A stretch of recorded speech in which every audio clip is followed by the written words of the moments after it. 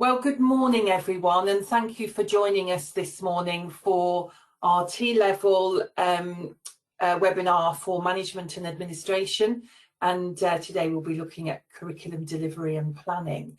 So before we get started, can I ask you to just pop in the chat or the questions function that you can actually hear me, because that would be really helpful rather than us talking to ourselves for the next 45 minutes or so. So, Dom, can you see us? Oh, yeah, great. People all good. Thank you very much. Fantastic. All good. So we're not talking to ourselves, so that's fabulous. So, welcome everyone. Myself, Karen, and I'm joined by Dom Green and Alison Whittle. So we're all technical advisors, as you can see, with varying specialisms. So my particular specialism is in leadership and management. Dom's, as you can see, is in business, and all things post-16 for Ali. And in particular, she's been doing a lot of work on with universities. So she doesn't have a slot today, but is here to support with any questions that we may have as we move along. We're also joined by our industry manager, Karen Murphy-Ryan. Just to confuse things, two Karens on the same webinar is never a good idea, but let's see how that one goes. And she's got a little slot a bit later on, so she'll introduce herself to you a bit later. So could we have the next slide? So just to let you know that if you're all on mute, because we've got quite a few of you with us today, so if you've got any questions at all, please do pop them into the questions tab, which is should be showing to the right of your screen. Pop them in whenever they come into your head, and we've got a good piece of time towards the end to answer those questions for you. And if we can't answer them at the time, or we run out of time, then we will commit to actually getting back to you over the next couple of days. So as I said, you're all on mute, but we will be recording the webinar. Hopefully that's okay for you. And we will share that recording and the slide deck with you as soon as we've been able to prepare that. So here's our agenda for the day. Now we're going to sort of whiz through the first little section around what a T-level is and the technical qualification content, just to really set the scene for you. We're not going to spend a lot of time on that, really, because we have covered those in more detail in previous webinars. If you would like to look at those webinars, or this is your first webinar with us, then we'll be happy to send you a link to our website where we host all of those previous recordings, but we're going to sort of whiz through those. But we're going to spend a good bit of time looking at a suggested curriculum plan and an example of how a typical week might look for a T-level learner and tutor. Going to have a look at the assessment methods and an overview, and obviously that time at the end for questions. We won't linger. If we're finished early, then we'll give you time to go and grab another cup of tea before your the next event. So just to give you an overview, this is the technical qualification, which is split between the core and the occupational specialism. Okay, so the core is assessed and is graded A* to E, and the occupational specialism is graded pass merit distinction. Okay, so two assessments. So the assessments for the core are external exams with an employer set project, and I'll talk about that in a bit more detail later on, with a practical assignment for the occupational specialisms. Now we've looked at this, and generally speaking, we feel that the core will tend to be focused on in year 1, and then the occupational specialism in year 2. There is some level of, I wouldn't say overlap, that topics are sort of overlapping, but there isn't sort of really much of a repetition there. So if you could move over to the next one. Thanks, John. So unlike an apprentice, where you would expect the learner to be 80% of the time on the job, this is the other way around. 80% of their time will be spent learning, with 20% of their time in that industry placement. And it has to be meaningful learning, and you can see there 315 hours as a minimum. We're talking about 45 days over the period of time there. So quite a significant period of time, and it needs to be meaningful. But 80% of their time will be focused on the actual learning. We could have the next slide, Joe. And we're showing this slide just to really show you that this is absolutely a full-time course, 600 guided learning hours in each year. So, you know, you divide that over however many weeks your 3 terms are, you're looking at about 20 hours a week. So it's not a part-time course by any means at all. So you can see there 600 guided learning hours for the core, and then the occupational specialisms range between 595 and 620 hours. So just wanted to stress that as we kick off. So looking at the core, these are the main subject areas that are covered. I won't read those out to you because you're all able to do that, but 7 topic areas that the learners will cover in that core first year. So just to give you some sort of key dates for 2023, which will come around pretty quickly, I would say. So there's we haven't got specific dates as yet, but there are 2 core exams, and they will take place in May, June next year, with resits available in November. And then the employer set project will be during sort of March to May. So there will be a sort of an assessment window where they will take place, with a retake opportunity in the October. The occupational specialisms, they will just be 1 series annually, and they are likely to be February to May 2024. Gosh, we think those are a long way away, but actually they will be very quickly coming along.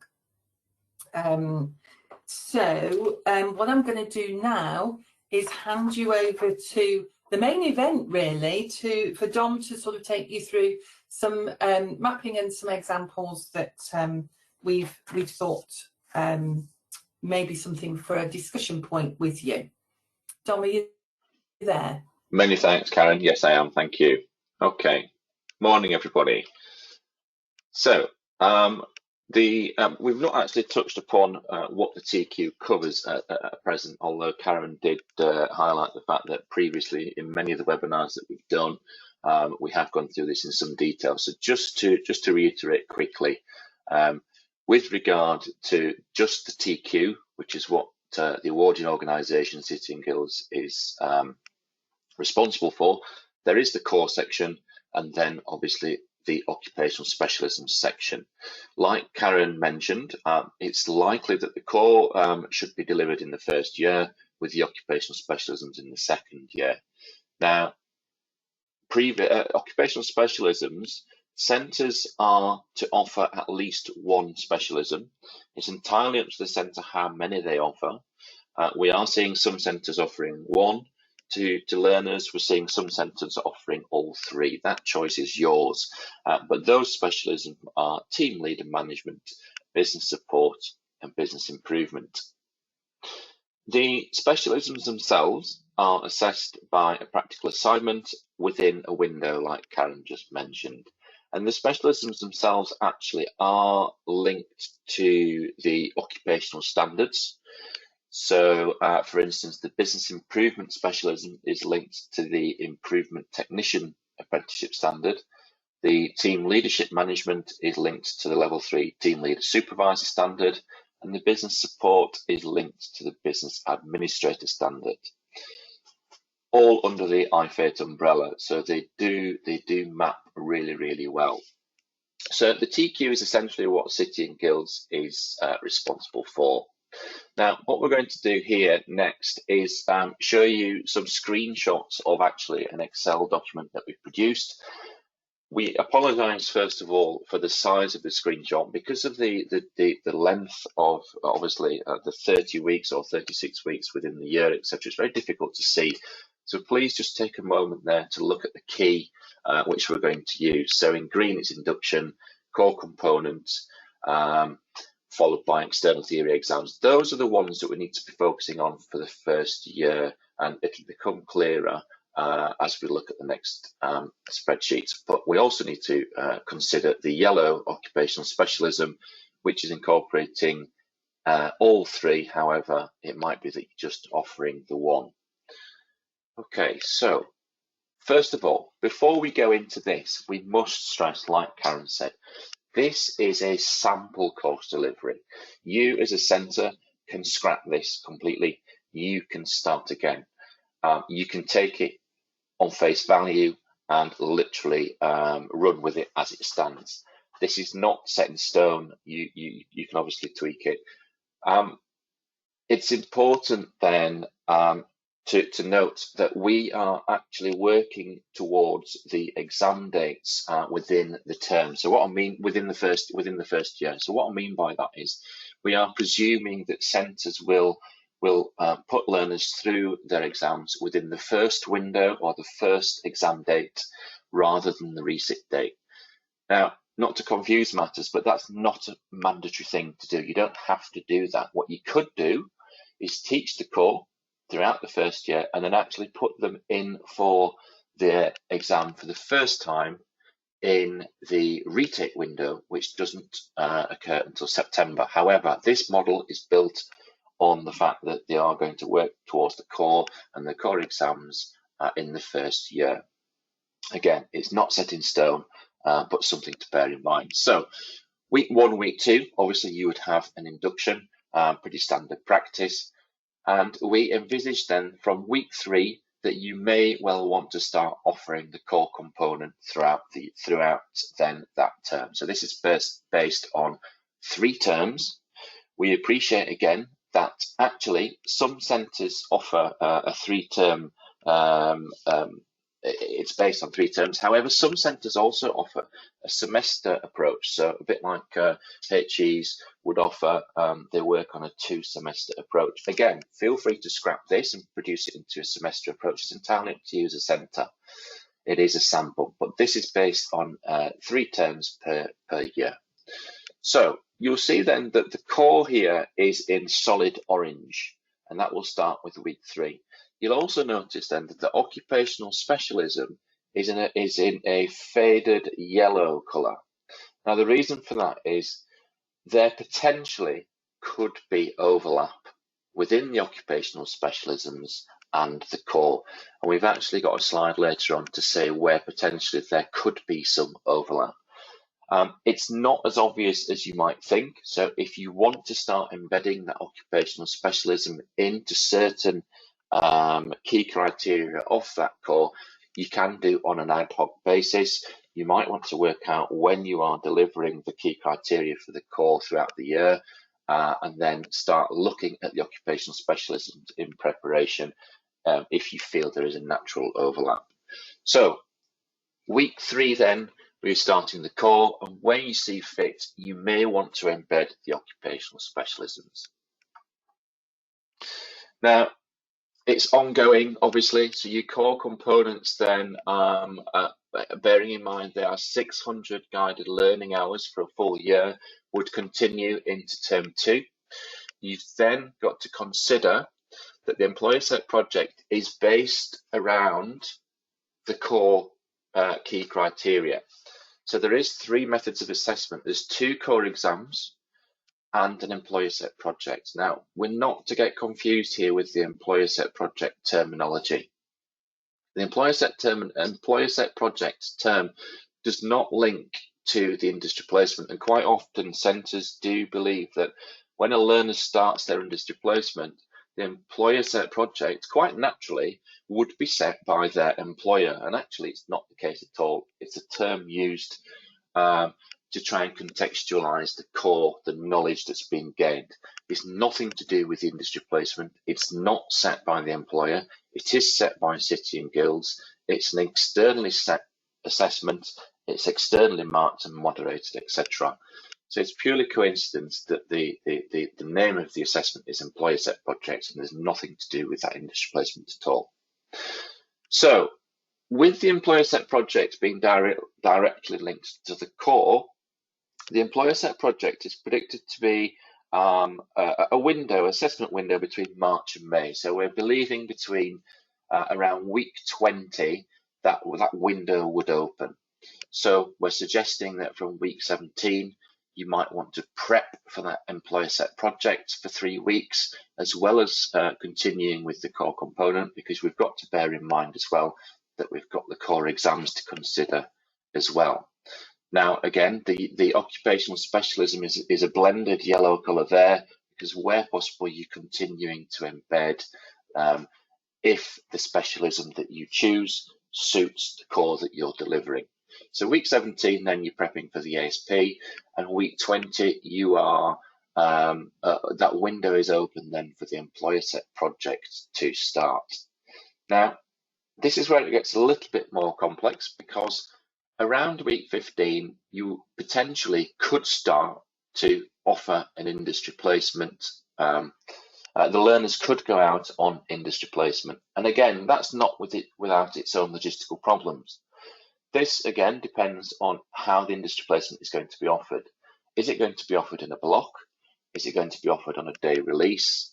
Etc., etc. So that's something that the user centre will need to consider. It might be that actually a block release would impact the window around preparation around the employer set project or the core exams. So actually a day release would be better. Something to consider. So in green then, the employer set project will start around from week 20.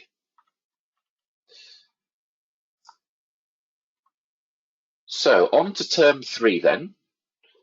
The employer set project then runs from between March to May in 2023. You are still delivering the core components then until the end of the year, really, although around week 30, this is when the 2 external core exams will start. Remember, there's 2.5 hours exam. Now, there's one thing to note here.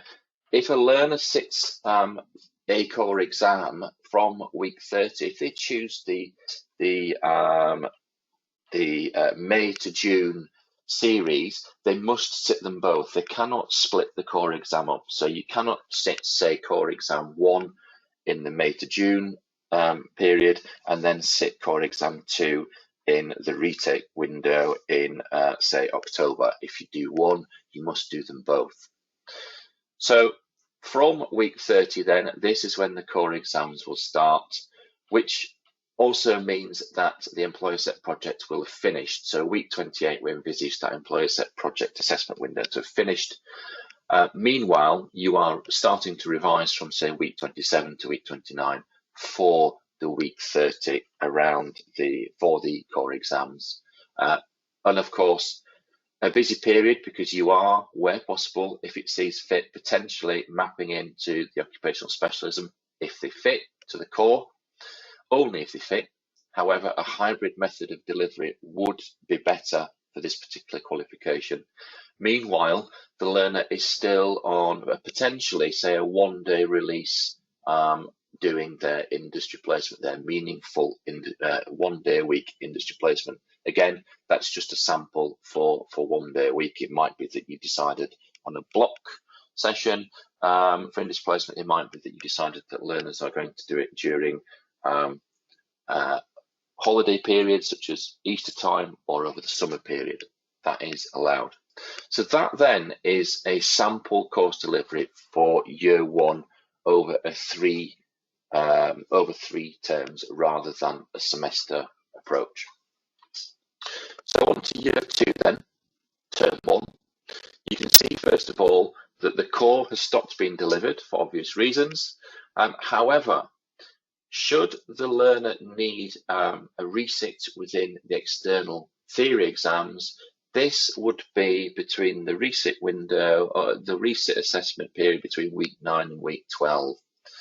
So the learner then may well need to use week 1 to week 8 for revision for exams. It might be that they need to retake their employer set project. If that's the case, then they'd need to do revision for ESP as well. So again, a busy period there to consider. Although it's entirely up to you as a centre, this is perhaps a reason why we would not recommend learners doing the core exam or the ESP for the first time in year 2, term 1. It would be an awful lot to take on board for the learner. They would have to sit core exams, sit employer set projects, start with the full-on teaching of occupational specialisms, continue with the industry placement, and then obviously if they do need retakes, that will then need to be administered later on in the year. So that's why we would suggest that the core exam is sat alongside the ESP in year 1. Now there is sufficient time to deliver the core. It is tight because of the guided learning hours. So the core is 600 guided learning hours. If we did it of 20 hours a week over that 30-week period, then you can fit in the full core delivery content in time for that window. And I think this is perhaps where centres need to be aware of, stressing the point that Karen said before. This is a full-time course. The funding reflects that. So the funding is considerably more than normal. It is a band 7, I believe, within the funding. So a learner, you do get considerably more over that 2-year period for a learner. But the reason being is that it is a full-time course, and we will look at a proposed timetable for the week after this. So on to term 2 then, by which time the core components realistically should be done and dusted. So whether or not the retake was required in either the employer set project or the theory exams, the focus now should be on the occupational specialisms. So the occupational specialisms would have been started to be delivered, potentially embedded into the core in year 1. However, full-on delivery starting in year 2, term 1. Hence why it's now in a block yellow colour rather than a kind of faded approach. We need to be working then towards the assessment within that occupational specialism. So that synoptic practical assessment would start around week 20. So the window would open around week 20. Which is about February to May, that window. So the occupational specialism then would be the focus alongside the industry placement as well. And so we need to make sure that we are preparing for that practical synoptic from week 15 onwards. Now on to term 3. And you can see then that that synoptic practical assessment goes to approximately around May time, and so would be finishing around week 32. That then gives plenty of time then for the learner to continue and complete their industry placement. So 315 hours of meaningful work placement, which is approximately 45 days. And that would take you up to week 35 or 36. Now, I appreciate that is a lot to take in, and actually it's a very busy timetable for the learner. So you can tweak that as you see fit. It is only a sample, and we need to bear that in mind, that obviously often centres do deliver in a very different way. Now, I mentioned before around the core and the potential to bring in the occupational specialism in year one. You can see there that the occupational specialisms potentially map over to the core. So when you're delivering business context core, it may be that some of the business support overlaps and you can integrate a kind of hybrid teaching approach when you're delivering business context. When you're delivering people, it might be that team leader specialism, if that's one that you're offering, maps across quite nicely. And then the project and change management for the core does have a little bit of overlap there to team leader and business improvement and business support. So again, worthwhile considering that in planning to see if you can embed that into the first year, just to take some of the pressure off year two. And then finally, there is a little bit of overlap with team leader and business behaviours. So food for thought there as to when you're looking at your planning or delivery of the core. Now, these delivery planners will be available as templates, as samples, and what we'll do is we will add them to the curriculum delivery planners which are currently up there for on-site construction and building services engineering. So after the webinar, we will send these to our digital marketing team, who will create a management and admin section and pop them up there for you. So those will be able to be accessed from next week. Now, we're going to look at an example timetable, and this could be a little bit different to what you're offering at the moment due to the size of the qualification. So if we consider then that this is for year one, and we need to deliver 600 guided learning hours of core across year one in preparation for the ESP and for the 2 core exams. So 600 guided learning hours over 30 weeks would be 20 guided learning hours a week. And you can see then here that we have potentially put industry placement opportunity for a Monday. It doesn't have to be a Monday. If you feel as if actually a Wednesday would be more beneficial, or Friday, that's absolutely fine. We must remember that this only is a sample. So we've broken it down into 1.5 hour slots here generally across the board. I'm aware that colleges and centres will offer 1 hour slots, 2 hour slots, etc. So you can do as you see fit to make sure you get those 20 hours a week in for guided learning hours just for the core. So on the first day, we've got 6 hours solid core. You can see that the slightly darker turquoise colour has OS there as well. That might be potentially if you are delivering, say, one of the core key criteria which overlaps to one of the specialisms. If that's the case, you may want to look at delivering that particular core content in that block and try and embedding the occupational specialisms into it as well.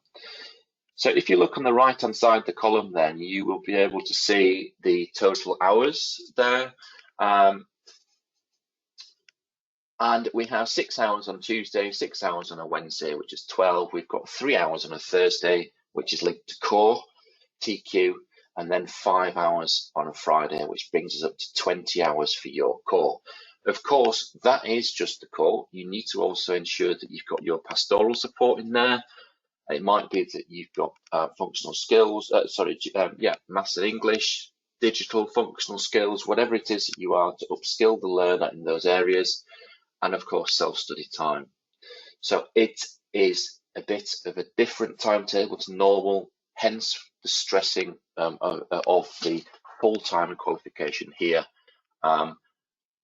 being planned over 4 days. We are aware, obviously, that centres, that colleges often plan a full, what you would generally call a full-time qualification over 3 days to support with transport costs, etc. Delivery for lecturers, etc. But with this having so many guided learning hours, it's important to note then that you will require probably slightly more than 3 days a week. It would be difficult to slot into 3 days. And of course, where we've put the core in there, entirely up to you again. but it might be that each course session focuses on a different key criteria. So it might be that you're looking at business purposes, people, etc., rather than doing the whole of people first, then looking at business purposes, etc., etc. You might want to break it up with a learner, but again, it's entirely up to you as a centre to decide on that. So, moving on, what we're going to do now is just have a look at those assessment methods and a brief overview. So I'm going to pass back to Karen. Karen, can you hear me? Yes, thanks, Dom. That was great. Really thorough, and a great few slides there. So thank you for that. So this is just a slide that gives you an overview of the assessments. So you've got the 2 exams for the core, and they're externally set and externally marked. So they're marked by City and Guilds. So it's 2.5-hour paper for each of them, and each of them contribute 30% to the overall grade. Then for the core, we have the employer set project, which is over a 25-hour period, and that has a 40% contribution towards the overall grade. So then for the occupational specialisms, so you can see there the business improvement, team leadership and management, and business support. So again, they're externally set assignments and they are externally marked. They're each 32 hours, and there is straightforward 100% weighting for each of those. Now it's worth saying, because you can see very clearly there, externally set, externally marked, and we are very much aware that in the specification for the technical qualification, City and Guilds is stating that those involved in the delivery need to have assessor qualifications. Now we will be relaxing that ruling around the assessor qualifications being required, because because the providers are not involved with the assessment. It just felt like a not appropriate ruling to have. So I know that we've had a few queries on that in the past, so we're able to confirm to you that it'll take a little while for us to get that through to the actual handbook for the specification, but that will be relaxed. So what I'd like to do now is hand over to our lovely Karen Murphy-Ryan, who is our industry manager for the T-level.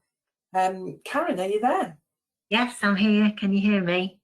Yes, I can. Over to you. Great. Okay, thanks, Karen. Thanks very much for that. So good morning, everyone.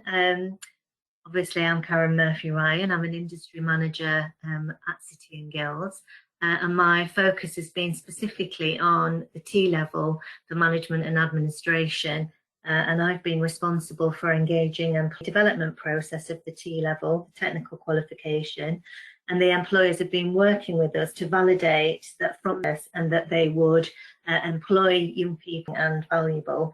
And my reason for speaking with you today is just to let you all know that if you would like any support to work with your work experience or employer engagement teams, and to support your awareness raising with employers about the T-level, then please, you can see that my email address is there on the screen. And secondly, there are some ongoing opportunities for employers who are working with and committed to our qualification, development and validation going forwards. And we have something which are called employer industry boards, and we're always on the lookout for employers to join our industry boards. So again, when you are working with your work experience teams or working directly with them is interested and would be willing to get involved in that, then again, just please drop me a line, and if you've got any questions at all, about the work that I've done with employers, or there's anything you want to know from me, or you need any support, then please just drop me an email, and we'll arrange a meeting. Thank you. Thanks, Karen. Thank you. Which to ask you to live now. So bearing in mind the core alone requires 600 guided learning hours, how many days are you planning on delivering this over? And please select one. You'll notice there isn't an option for 2 days, but are you saying 3, 4 or 5 days? Put your votes in now. We'll just give that a minute, Karen. There's some good stats coming through. 69% of people have voted so far. So we'll just leave it a little bit longer and before we share those results with everybody.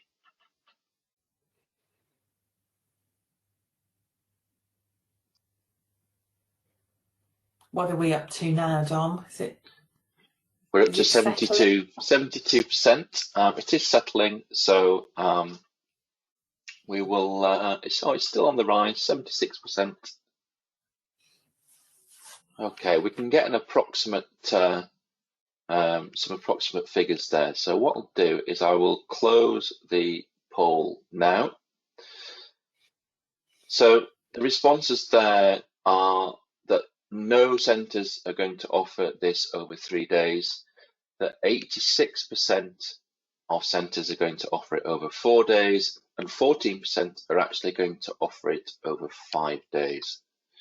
Wow. So some interesting stats there, and very sensible stats, I think, but obviously it is down to each centre's decision as to how they offer it and what they do. So can you, has the poll closed? Has it gone back to the original screen? Yes, we've got the slide on the screen again now, Dom. Thank you. Right, okay. So I'm just very conscious of time. We've got literally 6 minutes left, and we haven't even got any questions yet. So I just wonder, the rest of my slides are really around the support that we've got available for you, and they're very clear from the slides and the links that are on those slides. So I just wonder whether we would be better, Dom, going to the Q&A now, and then people can read the slides when we send them out to them in the next couple of days. How does that sound? That sounds very good. I will flick through them so you get an idea of what's there. So there are links there for free tutor resources. Be aware of the website as well with our guide standard exemplification materials, which are now up there. Free promotional from the Department of Education. If you're holding any open evenings, there's a free learner flyer as well, which is good for learners and parents. And on to questions. Hello, Dom. I've been monitoring the question panel, so would you like me just to sort of kick this off for you? Is that managed to answer to have, please bear with me because there's been quite a lot of questions here. Would you recommend with that, Dom? Again, it's down to personal preference. So the 7 key criteria. We are fortunate in the management and admin that there is only 7. Many of the other T levels have 12, 13 plus criteria to cover. So it's entirely up to you, but I would look, whatever you choose, at looking at that hybrid approach. It is not just about core exams are concerned. It is also about delivering the knowledge. It's about delivering, making sure that learners understand what that knowledge is. But there is very little waiting actually to just respond with knowledge. So a hybrid approach is far better to incorporate the occupational specialisms if possible as well. Thanks, Dom. I hope if you could just let me know if that answers the question, please, James. Another question here, in terms of physical resources, what software do you recommend is used in delivery, for example, for problem-solving tools? So the way it's been designed actually is that any software can be used, but we don't envisage centres having to go out and buy specific problem solving tools or specific accounting software such as Sage. Project management is another area as well, which there'd be an expectation to do Gantt charts, etc. Use what you've got. Do not go out and spend well-earned, hard-to-come-by money on specific software. So use what you've got within the centre. There's no need to buy specific software. That's lovely. And I think this touched on Karen's last bit of presentation. What resources will City and Guilds be providing to support the delivery? Oh dear, and we skimmed through that one. Apologies for that. We were just conscious of time. Would it be worth oh, my lips won't work. Worth reversing the slides back a little way, Dom? Yeah, I think so. Yeah, just to. Okay, bear with me. So that's it. We're working on schemes of work. They're not up just yet, but we are working on some schemes of work. And you can have a look at because obviously we've got some T-levels in delivery now, so you can see what we've provided for the T-levels that are already running, and they will be replicated. But one of the big ones is the guide standard exemplification materials. I've gone up onto the website most recently. So we've got learner activities and worksheets as well that will be developed. That's actually a link to them, the fact that it's underlined. So so that there are some resources.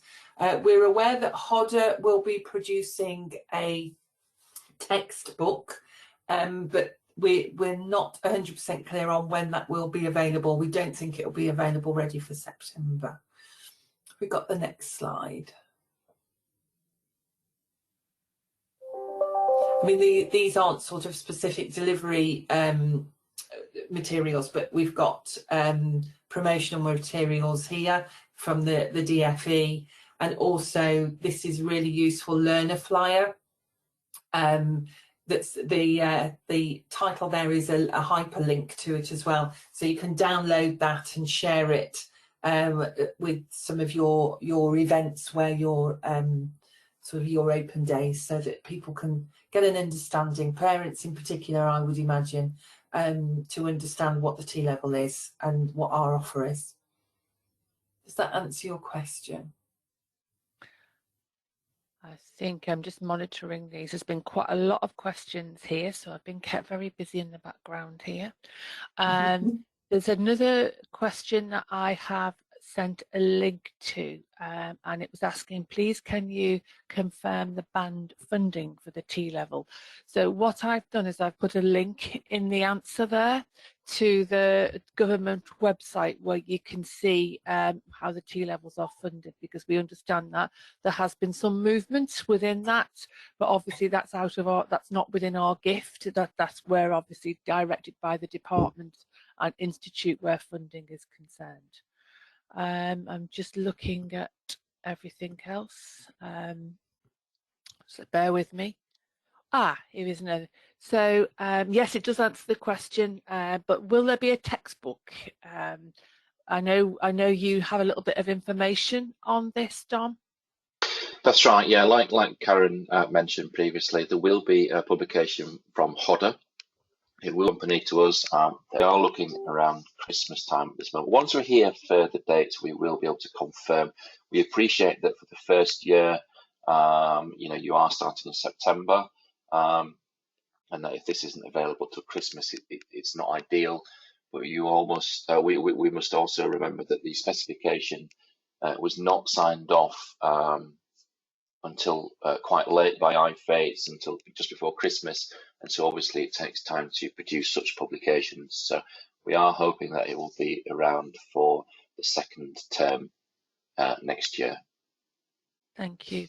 One for you here, Karen Egan.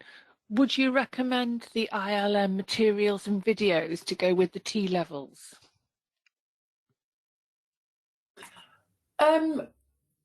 Yeah, we've got lots of materials, and I suppose the most closely aligned would be the workbooks that we've developed for the team leader apprenticeship. So absolutely yes, with my sales hat on. They are purchasable. They are purchasable, but yes, I mean, you know, they're absolutely relevant. But obviously they're designed specifically for the standard. But as Dom said right at the beginning, the occupational specialisms are aligned to the standards. And I think I'm just coming to the last couple of questions here. When will the scheme of work be completed? That's a really good question. So as the schemes of work, there will be release time at the moment for the resources, the free resources from City and Guilds to be available.